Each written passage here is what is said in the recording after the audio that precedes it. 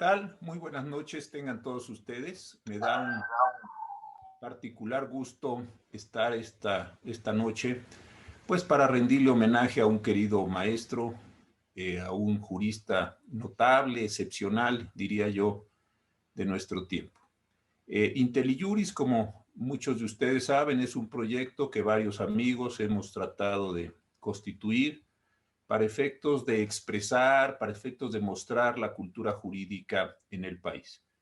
Y IntelliJuris no podría estar ajeno a un homenaje a quien de verdad ha sido uno de los juristas más importantes, me atrevo a decir, en la historia nacional.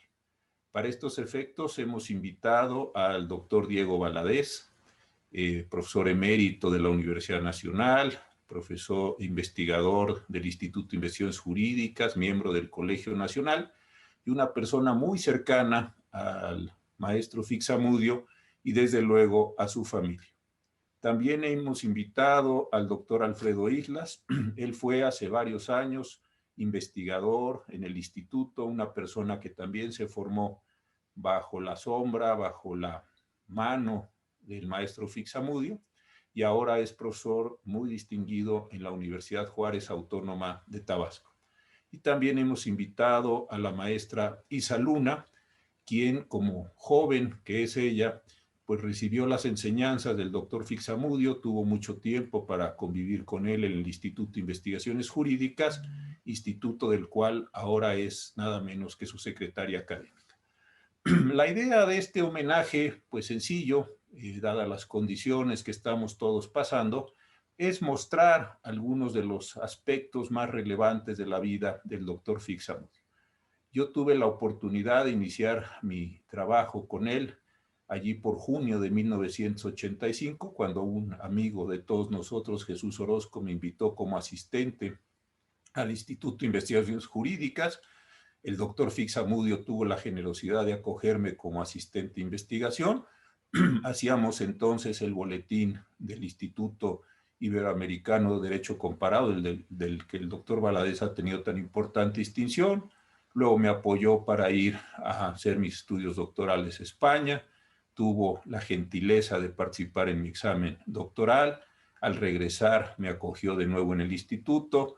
Me pidió que trabajara con el entonces recién designado ministro Carpizo. Escribimos un libro juntos y mantuvimos una amistad, pienso yo, muy importante a lo largo de los años.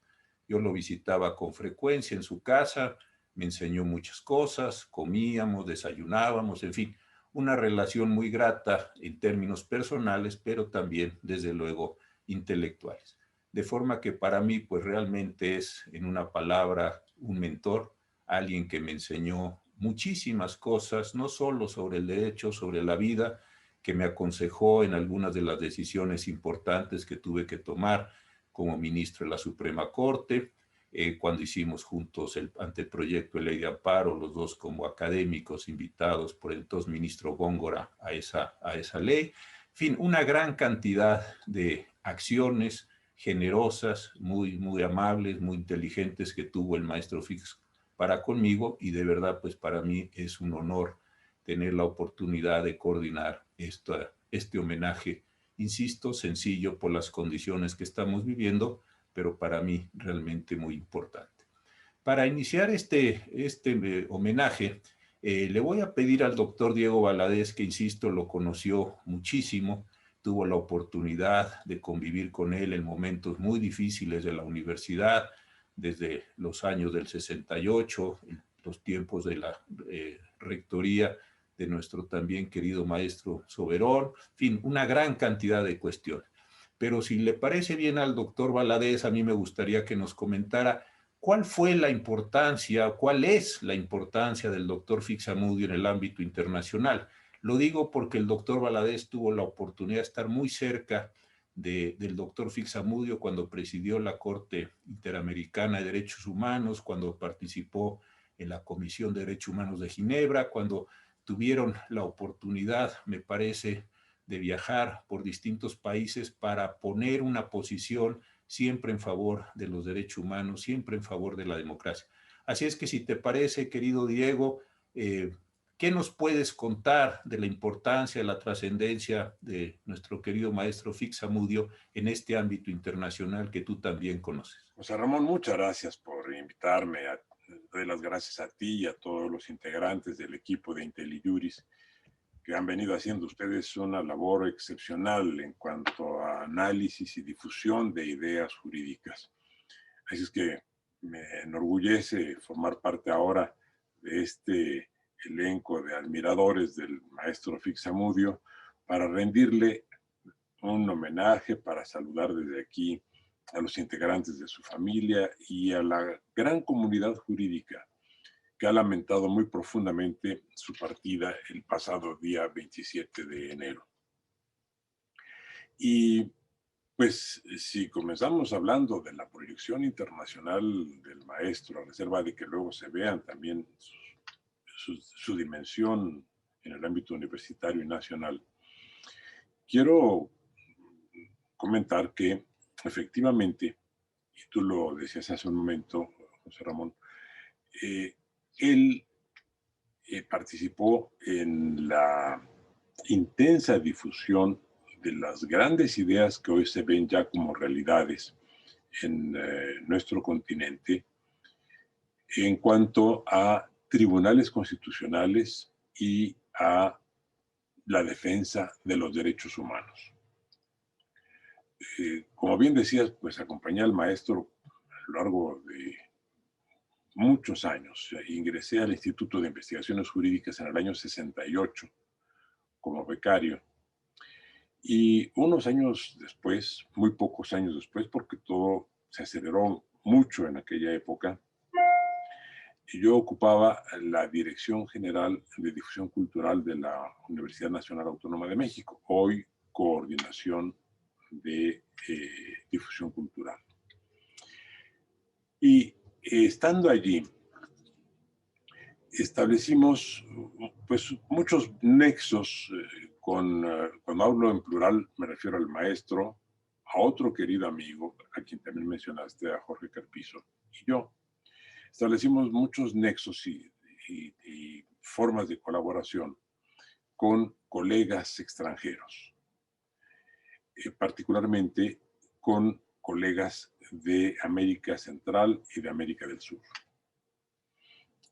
El maestro Fix, el doctor Jorge Carpizo y yo, hicimos un viaje en el año 74, esto hace ya 46 años, que incluía varios países. El primero fue Argentina, ahí fuimos invitados por el doctor Jorge Banossi, luego fuimos a Uruguay, luego a Brasil y luego a Venezuela. Y estando en Buenos Aires, Jorge Banossi, uno de los más descollantes constitucionalistas argentinos, propuso que hiciéramos un instituto latinoamericano de derecho constitucional. Y procedimos rápidamente, la idea nos entusiasmó y allí mismo en Buenos Aires constituimos el Instituto Iberoamericano, perdón, Latinoamericano de Derecho Constitucional. Esta idea surgió justamente al calor de las conferencias que íbamos dando. Jorge Carpizo hablaba fundamentalmente del régimen de gobierno, con énfasis en el poder ejecutivo. Yo hablaba de temas vinculados con derecho parlamentario y derecho constitucional, por supuesto. Y el maestro Fix hablaba de derecho procesal constitucional, pero también de derechos humanos. Inclusive hay una anécdota que me tocó vivir y que era indicativa del nivel, digamos, de desconocimiento que había de ciertas instituciones en nuestro continente. Porque en el viaje, pues, resolvimos que nadie iría a las conferencias de los demás porque los mismos temas los íbamos a referir en todos los países. Entonces, para no asistir siempre a las mismas conferencias de nosotros, que dábamos cada uno de nosotros, pues dedicábamos el tiempo para interactuar con otros colegas, para ir a algún museo, para conocer una ciudad, en fin. Estando en Montevideo, Jorge Carpizo y yo habíamos ido a una reunión con otros colegas, y cuando llegamos al final de la conferencia que estaba impartiendo el maestro Fix, preguntamos a las personas que estaban a las afueras del auditorio donde él hablaba, que si calculaban que faltaba mucho tiempo, o es más, que si llevaba ya mucho tiempo la conferencia. Y entonces una persona me contestó, sí, lleva ya cerca de 1 hora, pero todos estamos muy interesados porque está hablándonos de un personaje que no conocíamos. Entonces está hablando de Don Guzmán y todo lo que ha hecho Don Guzmán. Don Guzmán era el ombudsman y les había traído porque ese ombudsman, o Don Guzmán, como lo había interpretado esta persona en especial, era el gran defensor de los derechos humanos. ¿Y por qué producía un gran impacto esto? Pues porque América Latina prácticamente, con excepción en ese momento de Uruguay, de Costa Rica y de México, y digo en ese momento de Uruguay porque luego Uruguay también, vivió una etapa de dictadura militar, de manera que solo con excepción de México y de Costa Rica no ha habido dictaduras militares en América Latina. Pero en ese momento estábamos en el clímax de la Guerra Fría y en el clímax de la dictadura militar en prácticamente todo el hemisferio.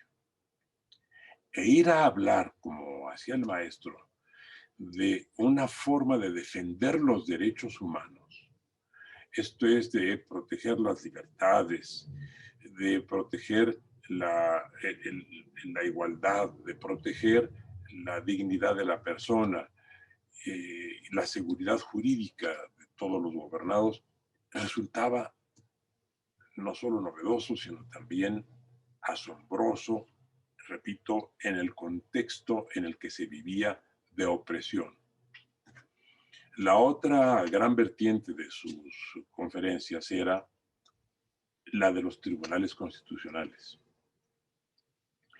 Y cuando se formó el Instituto Iberoamericano de Derecho Constitucional, que repito, surgió en Buenos Aires, fuimos a Montevideo y ahí se incorporó Enrique Vescovi, fuimos a Brasil y allí se incorporó también una generación muy importante de juristas brasileños, y finalmente en Venezuela pues se contó con la gran participación de don Manuel García Pelayo, un gran constitucionalista español que vivía en el exilio en Caracas, pero que se incorporó también al Instituto Iberoamericano desde su fundación. Se extendió la invitación a otros colegas de Colombia, de Chile, de Perú, por supuesto, de Bolivia y de toda América Central. Al siguiente año hicimos el primer congreso y ahí ya cambió de nombre el instituto y pasó de ser de Instituto Latinoamericano a Instituto Iberoamericano, porque también invitamos a juristas españoles y portugueses. Todavía no se había dado la Constitución de España y vivía aún Franco, de manera que la representación de juristas, tanto de España como de Portugal, venían de dos dictaduras, la de Olivera Salazar en Portugal, la de Franco en España. Y allí el gran tema fue, en el primer congreso que tuvimos en el año 75, fue la jurisdicción constitucional. De allí surgió también la idea de establecer oficinas especializadas en la defensa de los derechos humanos que adquirieron diferentes nombres en nuestro continente. Muchos de los integrantes de las comisiones de redacción de reforma constitucional en América Latina que introdujeron los tribunales constitucionales y las defensorías de los derechos humanos se inspiraron justamente en las ideas del doctor Héctor Fix Zamudio. Y lo tomaron además como un gran consejero, como un gran mentor, como bien decías, José Ramón, porque lo fue de todos nosotros, que orientó diferentes proyectos de reformas constitucionales conforme esos países latinoamericanos fueron transitando de la dictadura militar a los gobiernos civiles. Esto se aceleró a partir de la caída del muro de Berlín en el año 89, pero ya desde antes, cuando habían sido sustituidas las dictaduras militares por gobiernos civiles y cuando fueron surgiendo nuevas constituciones en nuestro hemisferio, la presencia de Héctor Fix Zamudio fue clave para consolidar esos procesos de construcción de la democracia en nuestro continente. De ese tamaño es la aportación de este maravilloso, inolvidable, extraordinario jurista que fue nuestro maestro. Muchas gracias, Diego, por esto que nos recuerdas. Alfredo Islas, a quien le voy a dar la palabra ahora, y yo, tú también, andábamos en el instituto cuando se dio el golpe, ¿te acuerdas?, contra la Corte Constitucional colombiana. Sí. Y aquí estaban dos queridos amigos tuyos, el profesor Sáchica y el profesor Restrepo. Cuando se dio en ese congreso fue tremendo porque hubo que redactar allí, bajo la conducción desde luego del maestro Fix, hubo que redactar como debía ser la nota luctuosa, la nota de solidaridad con Colombia y desde luego con los juristas y con los jueces que perecieron en aquella entrada tan estrepitosa y muy mal planeada. Y ahí estaba Alfredo como joven profesor, estaba a punto de hacer su doctorado a Francia, y Alfredo me parece que también, igual que tú, tiene muchas cosas que contarnos sobre la relación del maestro. Él fue alumno en la facultad, fue investigador en el piso 13, que hacían cosas muy interesantes de inteligencia artificial en la Torre 2 de Humanidades, y algo que también hay que recordarlo ahora, estaba Alfredo con Sergio López Ayón, que es miembro de este grupo, y con Héctor Fix Fierro, un querido y muy recordado amigo, desde luego hijo del maestro Fix. Ahora Alfredo está trabajando muy intensamente en la Universidad Juárez Autónoma de Tabasco, por supuesto en Villahermosa, está ahí muy bien asentado, haciendo muchas cosas. Pero Alfredo, tú que tienes una gran cantidad de relaciones con los estados, que trabajas mucho con tus grupos de estudio, que ahora tienes una visión desde los estados, ¿qué crees que es, cuál crees que es la importancia del maestro Fix desde esta visión? Lo que has visto de derecho procesal constitucional, como nos contaba el doctor Valadez, lo que has estado viendo en la justicia local, desde ese ángulo que tú estás ahora realizando y realizando muy bien, ¿qué nos puedes contar de la importancia del doctor Fix Zamudio en este homenaje que le estamos rindiendo? Bueno, primero que nada quiero agradecer la invitación que me hacen para dirigirme al público con respecto al profesor Fix Zamudio. Pues primero que nada quiero mencionar que pues se nos adelantó el camino, pues más grande jurista mexicano de este siglo y del siglo pasado, quien fue ejemplo, como bien se ha dicho, de vida, de tantas generaciones como ya se manifiesta, no solamente de México, sino de América Latina y de muchos otros países. Humanista, pues un ejemplo de vida, de jurista, en la administración de justicia, en los profesores, estudiantes, ¿sí? Pero pues nos dejó más de 400 publicaciones, más de 9,000 citas tiene el profesor. Y él incursionó en temas, como bien se dice, de investigación, de metodología, de derechos humanos, de procuración de justicia, de administración, de derecho procesal, del derecho procesal constitucional y en 2019, es más, ahora estamos festejando este mes 2 años de publicación de de una obra extraordinaria que publicó en Porrúa, que se denomina Introducción al Derecho Procesal Internacional, ¿sí? Muy interesante, que la publica con, evidentemente, con nuestro amigo y apreciado profesor Héctor Fixvier. Pues nos deja un gran ejemplo. Yo recuerdo que aquí en Tabasco organizamos varios eventos. Él no podría venir, pero hicimos un evento y un congreso en donde pasamos el video de su aportación sobre la Corte Interamericana de Derechos Humanos, lo cual fue un éxito, porque acudieron pues de toda la región del sureste, invitados y de algunos países de Europa. Yo puedo decir que la influencia de él es muy grande, pues, en todos estos temas, y es que tiene una manera tan sencilla de exponer con un método cartesiano, en 2 partes o 3 partes. Exponía siempre un marco teórico, y luego en 2 o 3 partes se exponía el tema, pero además de ello, algo que es asombroso es que en cada párrafo hay una idea, y los va numerando, y eso nos enseña a cada uno de nosotros como investigadores. Yo lo conocí cuando él impartía la cátedra de Derecho de Amparo en 1985 en la Facultad de Derecho de la UNAM. Ahí estudiábamos sus artículos como El presente y el futuro de la casación civil a través del amparo mexicano, el juicio de amparo en materia del trabajo, en materia administrativa, y luego lo publicó en un libro que se denominó Ensayos sobre el Derecho de Amparo.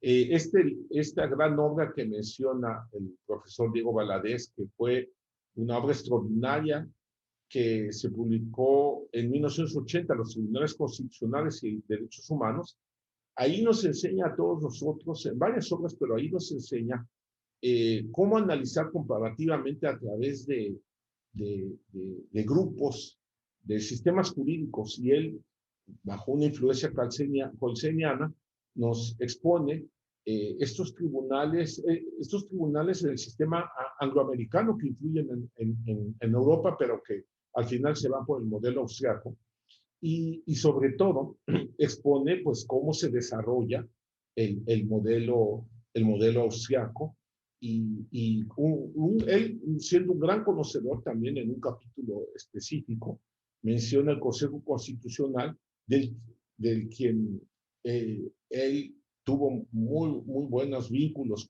con Jean-Louis Favreau, que fue presidente del Consejo Constitucional, y el conocedor del Consejo de Estado francés expone, el profesor Fixamudio citaba jurisprudencia del Consejo de Estado francés y mencionaba cómo había influido esta jurisprudencia para la protección de los derechos humanos, que luego retomaría el Consejo Constitucional.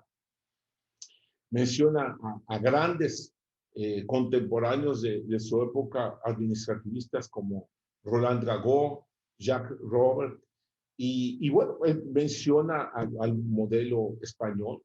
Pero algo muy importante, en este texto plantea no solamente el modelo anglosajón y austriaco, sino también lo que ahora se ha desarrollado también, los tribunales constitucionales en Latinoamérica, y que algunos han llegado a sostener que por sus particularidades es un nuevo modelo. Bueno, pues él ya lo plantea como un tercer aspecto a estudiar. Porque él, sobre todo, se preocupaba por la protección de los derechos humanos, y para eso trabaja los instrumentos de protección jurisdiccional. Y entonces, él, preocupado por ello, trabaja en los tribunales constitucionales, que, por cierto, como bien todos saben, la influencia que ejercen diversas reformas en el Tribunal Mexicano, pues es muy grande. Yo recuerdo una ocasión que, platicando con él, le decía, cuando lo acompañaba siempre a la Torre de Humanidades, en una de las pláticas le preguntaba que, pues, ¿cómo era posible que la Suprema Corte de Justicia mexicana no podía lograr todo lo que estaban haciendo otros tribunales. Y decía, es un proceso, son varias etapas, pero va a llegar, decía. Y tenía razón, pero lo que luego descubrimos es que él era el que en la mayoría de las etapas incluía. Y muy interesante porque dice, y son palabras de él, dice que pues ya ha hecho el relato él de los tribunales constitucionales de Europa, dice, pero no quiere que sean normas puramente escritas en las leyes supremas, dice el profesor Hicks. Y dice, pero ya hemos visto la aplicación y la vivencia vigorosa, dice, de esta protección de los derechos humanos por esos tribunales. Y dice, eso nos autoriza a alimentar, dice el profesor, la esperanza por el triunfo lejano. Es decir, era realista, decía que estaba lejano, pero que había una luz para la defensa jurídica de la libertad. Y así muy interesante cómo él planteaba, en cuanto también lo que es el derecho procesal constitucional, con su misma tesis de licenciatura de 1955, el nuevo enfoque que le da procesal a la asignatura del juicio de amparo, porque se estudiaba bajo la versión del derecho constitucional, que Herrera y Lazo en la Escuela Libre de Derecho así lo estudiaba. El mismo Tena Ramírez así lo estudiaba y Burgó. Y él dice, no, hay un nuevo enfoque y ese nuevo enfoque es el procesal constitucional. Pero además así le llama a varios capítulos que él plantea, ¿no? Varios capítulos que él les llama el procesal constitucional. Y luego el contenido de ellos. El gran mérito, podemos decir, del profesor Zamudio en este tema, como muchos otros, pero yo creo que es lo de los aspectos más importantes, es cómo sistematiza los conceptos, los principios, los objetos, y creo que esa es la gran aportación, porque evidentemente que él y varios procesalistas ya habían tratado el tema, pero no de manera sistematizada y tan clara como lo había llevado él. Y creo que es el gran mérito que tiene. Y como les decía, esta última obra de hace 2 años, que ahora festejamos, que se llama Introducción al Derecho Procesal Internacional, con un método cartesiano, él plantea los conceptos, los antecedentes, el objeto, y luego el aspecto, los órganos administrativos y luego los tribunales. Claramente muy estructurada, y nosotros la verdad aprendemos muchísimo, a reserva de más al rato hablar un poco sobre el ombudsman, que ya de alguna manera el profesor Diego Valadez se refirió, pero creo que ahí hay una aportación grandísima con Don Guzmán, como bien decía el profesor Diego Valadez. Gracias. Muchas gracias, querido Alfredo. Isa, tú eres más joven que nosotros, desde luego eres de una generación distinta, una generación que entró al instituto hace tiempo y qué bueno que ahora tienes la responsabilidad de conducir la parte académica del instituto junto con el doctor Pedro Salazar. Pero a ver, ¿qué es para ustedes en una nueva generación, el doctor Zamudio? Ustedes, me imagino, lo han leído, lo han estudiado, esto me parece obvio en una persona tan estudiosa y seria como tú. Pero más allá de ello, ¿cuál fue la imagen que tú viste en el instituto? ¿Cómo lo perciben estas nuevas generaciones? Creo que habiendo hablado el doctor Valadez de esta dimensión internacional tan importante, habiendo recordado que fue presidente de la Corte Interamericana, representó a México muchísimos años en los organismos de derechos humanos en Ginebra, y ahora habiéndonos recordado, Alfredo, toda esta renovación que hizo, no solo del derecho procesal, sino del derecho constitucional y después la unión que formuló muy bien desde su tesis de licenciatura, de doctorado, el maestro Fix. ¿Cuál es para ti la imagen como joven académica, con una fuerza muy grande que traen todos ustedes en esta generación, la percepción de ustedes? Cuéntanos, por favor, Isa. Claro que sí, José Ramón. Pues para esta generación de investigadoras, investigadores en el instituto, el maestro fue pues la persona que imprimió un sello tanto de formación como de método de trabajo. Como ya nos mencionaba el doctor Valadez, él estaba muy comprometido con el instituto, fue su director, y nunca dejaba de opinar y de proponer ideas para mejorar la investigación.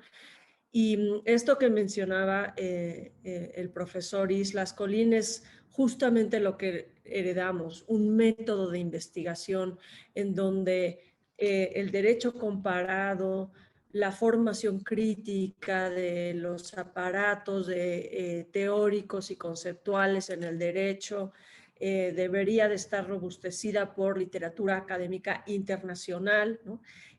La forma en la que nosotros empezamos a hacer derecho tiene todo que ver con la forma en la que él hacía y él escribía sus propios textos en el instituto.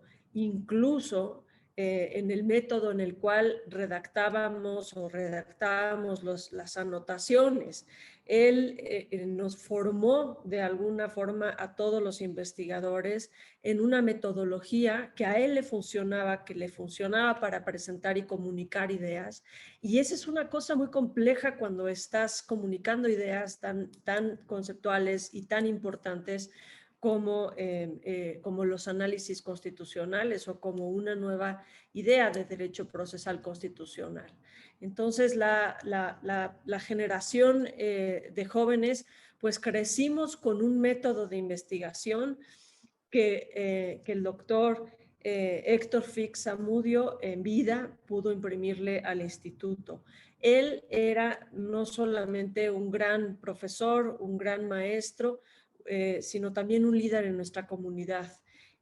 Aunque a muchos investigadoras nos tocó solamente verlo caminar por los pasillos del instituto con su ritmo pausado ya en los últimos años y con su bastón, sabíamos perfectamente cuál era su oficina, qué documentos tan preciados había en esa oficina y cuántos libros tan valiosos había dentro de su propio cubículo. Y si teníamos suerte, pues teníamos amistad con su secretaria, pues nos podíamos asomar a ver qué cuadros tenía puestos en la pared, ¿no? Entonces, ha sido una persona a la cual todos los investigadores y también todos los directores han recurrido para conocer sus opiniones sobre cómo mejorar la institucionalidad de nuestro Instituto de Investigaciones Jurídicas. Como decía el doctor Valadez, a él le debemos las grandes vinculaciones del instituto a los órganos internacionales y en particular a los del sistema interamericano. Cuando entramos los investigadores a las plazas en la universidad, lo primero que nos preguntan los jóvenes es ¿cómo hace el Instituto de Investigaciones Jurídicas para influir en las decisiones, para presentar amicus curiae, para ser llamados ante los casos y presentar alegatos? ¿Por qué cómo hacen para ese prestigio? Y la respuesta es Héctor Fix Zamudio. Son los vínculos que él hizo y que tejió con esta delicadeza, como la que nos explicaba el doctor Valadez, uno a uno hablando con las personas importantes y generando una red latinoamericana que le dio sustento por muchos años, tanto a la Corte como a la Comisión Interamericana. Y finalmente también contarles que la forma en la que nosotros hemos estado honrando la memoria del doctor Héctor Fix Zamudio en el instituto, pues pasa también por conservar su obra y difundir esa obra. Y tenemos un proyecto que tuvimos la fortuna de empezarlo con el doctor Héctor Fix hijo, Fix Fierro, en el que logramos consolidar pues, un acervo especializado dentro del repositorio universitario UNAM, en el que pues estamos creciéndolo con diferentes recursos de libros, capítulos y apartados, que por el momento pues llevamos escaneadas, obras que no estaban disponibles y al alcance por las vías remotas de otra forma más que en nuestras bibliotecas. Así que hemos estado escaneando alrededor de 25 libros, 95 capítulos y apartados, 50 artículos, discusiones y conferencias a las que pudimos tener acceso, y que para nosotros es fundamental pues que se difunda y que se conserva esta obra. También quisiera resaltar dos publicaciones que encontré muy interesantes y que están en este acervo, que pensé que sería bonito para ustedes escucharlas. Una nos refleja la gran labor que tenía el maestro Héctor Fix Zamudio en los estados, en la promoción del derecho y del conocimiento en los estados, casi con una misión evangélica de ir directamente a todas las universidades que le fueran posibles y de difundir la obra y el pensamiento internacional sobre las materias. Entonces, uno de sus textos que se titula Breves reflexiones acerca del origen y de la evolución de la jurisprudencia obligatoria de los tribunales federales, que se publicó en una revista en Chihuahua en 1969, él escribió: los juristas mexicanos estamos tan acostumbrados a la llamada obligatoria o jurisprudencia firme de la Suprema Corte de Justicia, recientemente extendida a los tribunales colegiados del circuito, que en pocas ocasiones nos hemos detenido a profundizar no solo en su concepto, como la he realizado en la doctrina más autorizada en materia de amparo, sino en sus antecedentes y en la trascendencia que ha asumido y que conserva respecto a la unificación o armonización de nuestro ordenamiento jurídico. En consecuencia, a través de las líneas superficiales dedicadas a la prestigiada revista Lecturas Jurídicas de la Escuela de Derecho de la Universidad Autónoma de Chihuahua, pretendemos replantear algunos problemas sobre esta temática. Siempre con una especial honestidad y humildad que le caracterizaba, el maestro en sus escritos no dejaba de reconocer pues que simplemente se aproximaba a estos temas de una manera muy sencilla, muy simple y sin presumir de demasiado conocimiento. Como también lo presentaba en este último párrafo de un artículo de 50 páginas en el que se publicó por la revista de la Facultad de Derecho en 1967, y solamente les leo el último párrafo nuevamente con esta característica de la humildad que lo acompañaba siempre. Queremos finalizar este breve y superficial análisis de este tema tan apasionante de la defensa constitucional con las frases de uno de los juristas contemporáneos que más ha profundizado en la materia. Nos referimos a Mario Capellati, quien finalizó sus brillantes conferencias que sustentó la Facultad de Derecho de la UNAM durante los cursos en 1965 con estas hermosas palabras. Cita: la justicia constitucional es la vida, la realidad y el porvenir de las cartas constitucionales de nuestra época. Finalizo solamente diciendo, José Ramón, que para nosotros la comprensión de la Constitución, así como la comprensión del Instituto y del Derecho, pues tienen un sello bastante característico que nos deja el maestro Fix Zamudio, como un respeto a las instituciones y como un respeto al Estado de Derecho en México. Muchas gracias, Isa. Qué bonito lo que acabas de leer y lo que acabas de decirnos respecto al maestro Fix. Al doctor Valadez ya vamos a ir cerrando, nos queda menos tiempo desde luego, esto es una obviedad, pero es una forma de estar alertas con él, con el tiempo.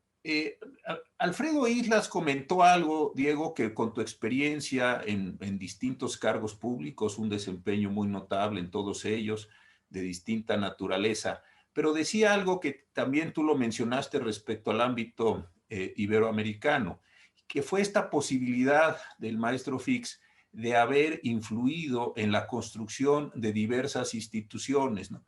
La reforma del 87, el presidente Lamadrid, la reforma en 94, el presidente Zedillo, la propuesta de nueva ley de amparo que inició el ministro Góngora cuando fue presidente de la Corte, y así muchas de estas cuestiones. Seguramente a ti te tocó ver esta forma pues muy cuidadosa, muy fina, pero al mismo tiempo muy enérgica del maestro Fix de ir incorporando al orden jurídico mexicano instituciones e ideas que él consideraba importantes para el desarrollo. No sé si con todo lo que tú viviste tan de cerca con él nos pudieras contar algo de esto, querido Diego.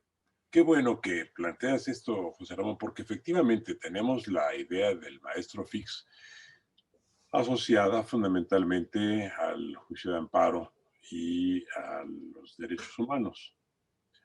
Pero era un jurista muy completo, como ya dijo Alfredo, como ya dijo Isa y como tú también señalaste en tus intervenciones. Por ejemplo, lo que decía Alfredo, fue un gran tratadista en cuanto a metodología del derecho. Y además su cultura era una cultura excepcional. También aquí ocurre lo que decía Isa, no la mostraba de manera ostensible, pero cuando uno conversaba con él, era recurrente su referencia a ejemplos de historia, a ejemplos de filosofía. Era un gran conocedor de arte. Él mismo tocaba un instrumento. Le gustó mucho tiempo tocar el violín, por ejemplo. Hacía el violín clásico, lo hacía muy bien. De manera que era un hombre muy, muy versátil. Y por ejemplo, en lo que tú dices, un caso adicional a aquellos que ya mencionaste relacionados con el desarrollo de la vida institucional del país, de la vida, sobre todo del juicio de amparo y de derechos humanos. Bueno, durante el periodo en el que yo ocupé cargos públicos, evidentemente mi consejero permanente al que yo recurría como hacemos todo, lo hicimos todos los presentes, era el maestro Fix. Y hay muchas instituciones que se deben a él, sea porque las haya diseñado, sea porque haya influido. El primer consejo de la judicatura o magistratura en el país, por ejemplo, se estableció en Sinaloa. Y por supuesto, por recomendación del maestro. Yo era entonces secretario general de gobierno en el estado de Sinaloa y armé todo ese proyecto con el maestro. La primera ley del procedimiento administrativo también fue una sugerencia del maestro Fix. Surgió aquí en Ciudad de México, en el gobierno local de Ciudad de México. De manera que su presencia se extiende a muchos ámbitos. También era un gran conocedor de la historia constitucional de México. Generalmente citamos su obra jurídica, como se ha hecho, referida a temas constitucionales vigentes, contemporáneos o de procedimiento. Pero su interpretación de la Constitución de Apatzingán, por ejemplo, es una gran obra porque nos permite conocer los fundamentos del sistema constitucional mexicano en la época misma en la que se estaba formando el Estado nacional. Y creo por lo mismo que sí, visitarlo, como nos decía Isa, y que permitirá, que será lo que permita la sistematización y la digitalización de todos sus materiales publicados va a ser muy importante. Pero hay algo que también sugiero, y es ver sus conferencias, que siempre fueron muy amenas. Y hay muchas horas de conferencias del maestro Fix disponibles en Internet. En concreto en la plataforma de YouTube y en la propia página del Instituto de Investigaciones Jurídicas. De manera que ahí podemos ver esta formidable capacidad que tenía el maestro de transmitir problemas muy complejos, no simplificarlos, sino transmitirlos y hacerlos inteligibles para todos. Y también de estar permanentemente al corriente de las grandes innovaciones que se daban en el mundo. Era un comparatista nato. Cuando él asume la dirección del Instituto ahora de Investigaciones Jurídicas, se llamaba todavía de Derecho Comparado. Y con él se da el cambio a Instituto de Investigaciones Jurídicas. Pero siempre fue un comparatista y por lo mismo estaba enterado de derecho administrativo, de derecho internacional, por supuesto, de derecho constitucional, de derecho procesal, que fue en lo que primero se formó como procesalista, y eso le dio también un gran rigor en su formación científica como jurista, porque el derecho procesal es, sin duda, una de las áreas del derecho más consistentes en cuanto a la técnica de su difusión, de su articulación y de su práctica. Ahí no, en el derecho procesal, la retórica ocupa un lugar secundario. Es un derecho eminentemente técnico. Y con esa gran formación que tenía el maestro como procesalista, podía entrar a prácticamente todas las áreas del derecho con mucha facilidad. La vinculación que ya señaló José Ramón con diferentes áreas internacionales, tanto en Ginebra como en Costa Rica, lo familiarizó igualmente no solo con los derechos humanos, sino en general con el derecho internacional público. De manera que sí, qué bueno que tocas esto, José Ramón. Era un jurista universal, sin duda alguna, de una gran versatilidad. Muchas gracias, Diego, por recordarnos también esta faceta. Y Alfredo, también le quisiera plantear un asunto que él mencionó de pasada y me pareció muy importante porque efectivamente, ya estando mayor, lo seguía haciendo y le gustaba mucho y consideraba un apostolado, una misión de tener que ir a las entidades federativas a dar conferencias y con muchas complicaciones de salud, a veces de tiempo, en fin, con todas las tareas. Pero esto, Alfredo, yo creo que fue de los procesos más importantes también de la vida del doctor Fixamudy. Se conoce poco, ¿no?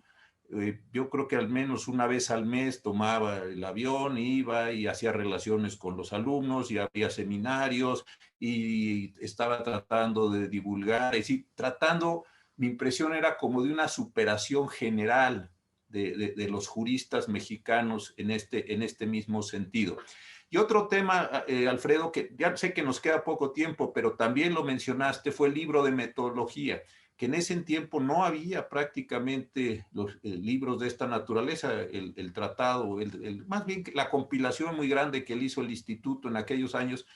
Creo que lo has mencionado un par de veces. ¿Qué nos podrías decir sobre estos dos aspectos que me parecen también esenciales en la vida del maestro Fix? Como se ha mencionado, en realidad el maestro Fix, el aspecto metodológico lo daba en casi cada artículo, cada libro que él exponía, porque trataba los temas de una manera, en un lenguaje tan sencillo, que exploraba primero determinando cuál es el alcance del derecho, ¿sí? Cuáles son los ámbitos de él, y luego las distintas maneras para poder llegar a conocerlo. Y en cuanto al derecho comparado, él no solamente hacía referencia a lo que decían las hojas de papel o las constituciones o las leyes, sino que se iba a cómo funcionaban, cómo se implementaban, y eso lo podemos ver, por ejemplo, en el caso del ombudsman, de los tribunales constitucionales, del amparo, del Consejo de la Judicatura, que bien se ha dicho. En cada uno de estos textos, él hace un análisis de cómo funciona en los dos grandes modelos, anglosajón y el europeo. Luego ve cómo funciona en América Latina, si es que hay, y si no, entonces plantea ya la posibilidad de su conveniencia para su implementación. Eso hizo con el Consejo de la Judicatura, con el ombudsman, y lo hacía en un lenguaje tan sencillo que los estudiantes cuando iban a los estados de la República lo veían como diciendo, pues algo tan complejo en un lenguaje muy sencillo. Y algo muy interesante es que, ya les decía, no solamente se metía al análisis legislativo, sino jurisprudencial. Por ejemplo, les decía, me asombraba que tenía un conocimiento, pero muy profundo, del alemán, del francés, y citaba a los grandes del francés, a Georges Bedel, a Roland Dragot, es decir, los grandes contemporáneos los citaba, y la jurisprudencia de ellos a mí me asombraba, y además deducía la jurisprudencia que están sacando el Consejo Constitucional de Francia, se basó en el Consejo de Estado francés, ¿sí? O lo que me gustó mucho fue en el caso del Ombudsman. El caso del Ombudsman fue extraordinario porque dice, bueno, ya vimos las grandes ventajas que tiene este nuevo sistema, que además no es un sistema de defensa de los derechos humanos y además reflexión de protección de los derechos humanos. Además dice, España es el que ahora está estableciendo no solamente como una forma de protección de los administrados, sino ahora de los derechos humanos. Y es ahí en donde explota el modelo para toda América Latina, que por cierto, esto hay que mencionarlo, y él lo expone en varios textos, en los últimos que publicó sobre las recomendaciones de la Comisión Nacional de Derechos Humanos con Héctor Fierro, en dos documentos muy interesantes. Ahí relata cuál fue las etapas de cada una de las reformas, pero relata cómo se implementó primero en la UNAM, con la Defensoría de los Derechos Universitarios, y luego cómo fue a nivel constitucional, cómo fue su paso en la Secretaría de Gobierno, que el mismo doctor Jorge Carpizo ocupa esa jefatura de departamento, un lugar muy sencillo, y llega a ser el ombudsman más grande del mundo.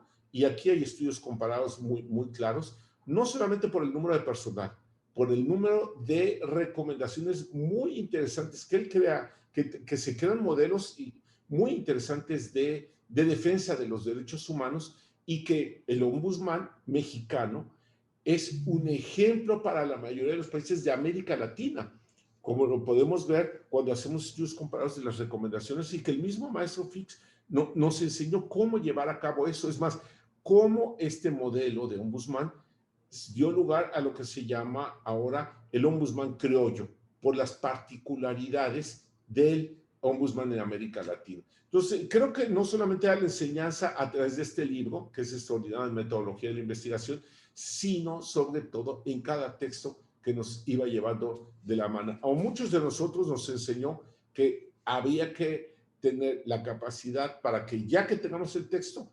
organizar una idea por párrafo y numerar los párrafos. Y si pasa esa prueba, creo que ya había pasado una etapa de madurez muy grande el texto. Difícil de lograr, pero muy importante, como nos enseñó todo esto el profesor Fix. Muchas gracias, Alfredo, por esta muy interesante participación. A ver, Isa, la generación tuya le ha tocado desarrollar el tema de los derechos humanos. Es una cuestión bastante, me parece, obvia. Nosotros estábamos en el mundo de las garantías, nos tocó transitar de uno a otro, nos tocó, vamos a decir, llevar un mundo a otro, en mucho basado en las enseñanzas del maestro Fix. Pero tu generación le ha tocado como explotar, déjame decirlo así, buscar todas sus posibilidades. Muchos de ustedes salieron a estudiar fuera, muchos de ustedes trabajaron en el sistema interamericano, en fin, les ha tocado una idea muy interesante. Pero desde esa perspectiva generacional de los derechos humanos, ¿qué recoges de la obra del doctor Fix en este punto particular que me parece, Ira lo mencionó hace un rato el doctor Valadez, ahora lo vuelve a mencionar Alfredo, que me parece particularmente sensible? Yo quiero que tu generación a través de ti se exprese en este sentido, pero en particular sobre este caso de los derechos humanos y el enorme esfuerzo que hizo el maestro Fix por asentar estas ideas. Pues, como decíamos ya aquí, su aportación no solamente fue una aportación conceptual, fue una aportación institucional. Y esa infraestructura que dejó el doctor Héctor Fix Zamudio, pues es la misma infraestructura que nos ha tocado probar, desafiar, es la misma infraestructura que nos ha tocado demostrar en tanto su efectividad o la no efectividad de los resultados.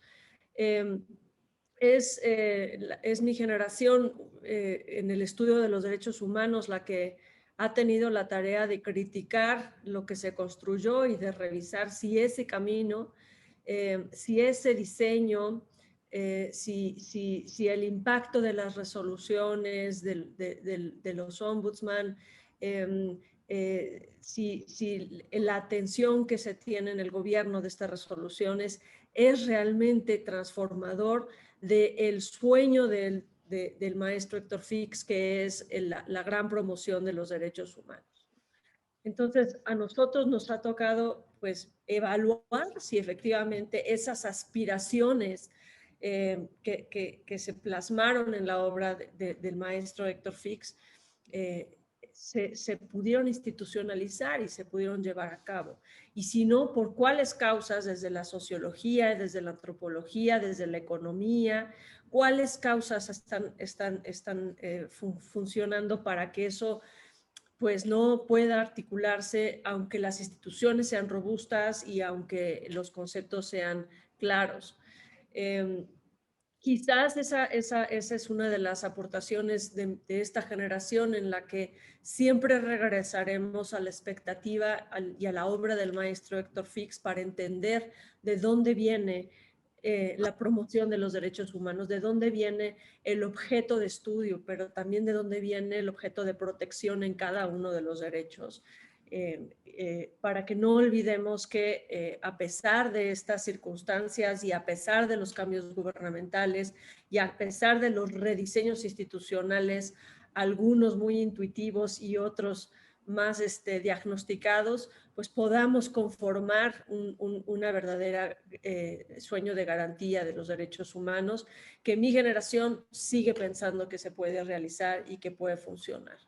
Y por último, pues mencionar la aportación invaluable en la materia procesal, que como dice el doctor Diego Valadez, pues ahí sí, por más demagogia que queramos verle, no le vamos a encontrar. Así que sigue siendo la forma en la que tenemos que estudiar la materia ahora y por muchos años más. Muchísimas gracias, Isa. Vamos a terminar, si les parece, con un minuto de cada uno de ustedes en un comentario muy, muy breve de síntesis. Cada quien tómelo como quiera, en el orden el doctor Valadez, también después Alfredo, Isa, para ir concluyendo en un minuto. ¿Con qué nos quedamos, Diego? ¿Con qué nos quedamos, Alfredo? ¿Con qué nos quedamos, Isa? Adelante, Diego, por favor. Muchas gracias. Lo primero con lo que me quedo es con una gratísima experiencia como la que me ha tocado vivir ahora al lado de ustedes. Muchas gracias, José Ramón, muchas gracias, Isa, y muchas gracias, Alfredo. Y segundo, quiero subrayar que las lecciones del maestro Fix no solamente son las lecciones del gran jurista, son también las lecciones del gran personaje real. Él era un ferviente católico que asistía a la misa correspondiente cada domingo. Y era, por otra parte, de esos católicos como los que hicieron la reforma en el siglo XIX. Un católico progresista, un católico liberal. Un católico que consideraba que el matrimonio entre personas del mismo sexo o que la terminación anticipada del embarazo o que la eutanasia debían corresponder a decisiones individuales y que él, en su calidad de católico, no tenía por qué imponer su criterio de católico a quienes no lo fueran o a quienes lo fueran y no quisieran acogerse a las limitaciones establecidas en esas tres materias, y estoy solo señalando un ejemplo. Menciono esto solo para subrayar la congruencia entre su pensar quiso hacer. Muchas gracias, Diego. Alfredo. Bueno, yo creo que nos dejó una obra muy grande, como les decía, más de 9,000 citas de artículos científicos que hacen referencia a su obra, y que la mayoría de ellos está al público, como el esfuerzo que está haciendo el Instituto de Investigaciones Jurídicas por difundirlo, y que tenemos en él la enseñanza del derecho, de la investigación del derecho, con un método que nos orientaba de ir a las fuentes, ya sea en francés, en alemán, en italiano, y lo que ahora vemos, por ejemplo, en materia de derechos humanos, de tribunales constitucionales, del ombudsman, del Consejo de la Judicatura, del juicio de amparo y de los sistemas de defensa de la Constitución, de la protección de los derechos humanos para hacerlos efectivos, que fue la gran lucha de él. Creo que nos deja toda esta enseñanza para seguir explorando y continuar y avanzar en las actualizaciones de esos tipos de estudios, ¿sí? Que ahora vemos que se pueden hacer también con un aspecto sociológico, de sociología judicial, jurídica, y que creo que puede enseñarnos más sobre ese punto. Creo que es un gran ejemplo, no solamente como jurista, sino como persona humana, ¿sí? Un humanista, en donde en el trato, lo veíamos a diario, era extraordinario. Muchas gracias, Alfredo. Isa, por favor, también tu último comentario de cierre. Yo retomo dos ideas de el panel de la discusión de Omar Rostro y de Sergio Moisés Gutiérrez. La primera es, viene mucho más. En el Instituto de Investigaciones Jurídicas estamos también haciendo una parte de la obra impresa. En particular, vamos a empezar por el derecho procesal para poder tener esa compilación. Desafortunadamente, Héctor Fierro tenía la ilusión, y este fue su último proyecto, tenía la ilusión de reescribir y reeditar toda esta obra, pero no logramos que se pudiera concluir, así que lo estamos retomando y lo vamos a seguir haciendo. Y finalmente preguntan, pues, ¿cuál es la aportación para los jóvenes juristas? Yo les dejo la mía, la que yo entiendo, tanto de él como de su hijo, que para mí, desde mi punto de vista, es una enseñanza enorme, y es que el derecho debe de ser tomado con humildad, debe de ser enseñado con paciencia, y la concepción de el jurista o la persona jurista no debe de ser nunca desde un pedestal de dominio, desde una jerarquía de conocimiento privilegiada, sino más bien desde un humanismo en el que todos podemos acceder al conocimiento jurídico desde nuestras formas diferentes de vida y desde nuestras formas diferentes de entender el mundo. Entonces, los dos, padre e hijo, fueron juristas que jamás se pusieron unos lentes oscuros y se regordearon de codearse con políticos. Fueron gente excepcional en su forma de entender el derecho en la vida conceptual y en la vida real. Muchísimas gracias, Isa. Quiero pues concluir con este homenaje. Yo tuve, insisto, la fortuna de verdad de convivir 36 años con el doctor Fix, no tantos como el doctor Valadez, pero 36 muy buenos años. Nos veíamos con mucha frecuencia. Orientó mis lecturas, orientó mis decisiones de vida, me orientó mucho cuando estuve en la Suprema Corte. Realmente fue en todos los aspectos un mentor, y por eso los amigos de IntelliJuris, por mi conducto, queríamos y queremos hacerle este homenaje. Yo quiero agradecer al doctor Diego Valadez sus palabras, a Alfredo Islas, a Isa, desde luego a la familia Fix, que sé que están aquí con nosotros en estas transmisiones, a todos con un gran cariño, a Jacqueline, a María Cristina, Imelda, a todos, a los nietos del maestro que también sé que están por aquí, con mucho cariño les dejamos este breve pero muy cariñoso homenaje a su padre y a su abuelo, con gran cariño para todos ustedes.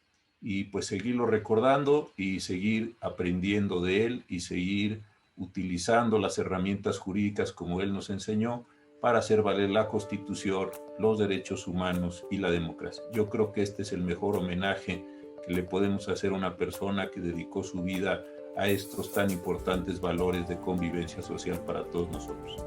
Muchísimas gracias a los participantes, muchísimas gracias a su familia y a todos ustedes por haber estado con nosotros. Muy buenas noches, cuídense mucho.